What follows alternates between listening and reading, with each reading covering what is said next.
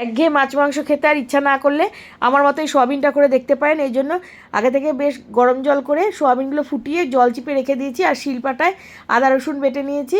এবার কড়াই বসিয়ে দিলাম গ্যাসে, বেশ খানিকটা সর্ষের তেল দিয়ে আগে থেকে কেটে রাখা ডুমো করে আলু দিয়ে ভালো করে ভেজে নিচ্ছি, আর দিয়ে দিচ্ছি সঙ্গে দুটো তেজপাতা ছিঁড়ে, আর এখানে 4টে শুকনো লঙ্কাও শিলপাটায় বেটে নিলাম। আগে থেকে যে মিহি কুচোনো পেঁয়াজটা ছিল সেটাও দিয়ে দিলাম, পেঁয়াজ তাড়াতাড়ি ভাজার জন্য দিয়ে দিলাম বেশ খানিকটা লবণ।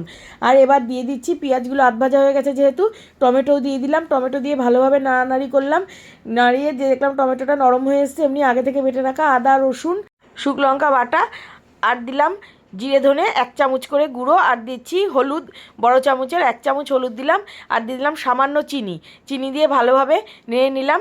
আর এবার যে দেখলাম মশলা থেকে তেল বেরিয়ে এসছে, তখন দিয়ে দিলাম সোয়াবিন। সোয়াবিন দেওয়ার পর বেশ খানিক্ষণ নেড়ে এবারে ভাজা মশলা বলতে জিরে ধনে গোলমরিচ আর গরম মশলার গুঁড়ো আগে থেকে ভেজে রেখেছিলাম, সেটা 1 চামচ মতো দিলাম। দিয়ে ভালো করে কষিয়ে আবারও দেখলাম যখন তেল বেরিয়ে এসছে মশলা থেকে, তখন সামান্য গরম জল দিলাম, আর দিয়ে দিলাম গরম মশলা গুঁড়ো। এবার ভালোভাবে ফুটতে দিলাম। এবার আমার রেডি হয়ে গেল সোয়াবিন।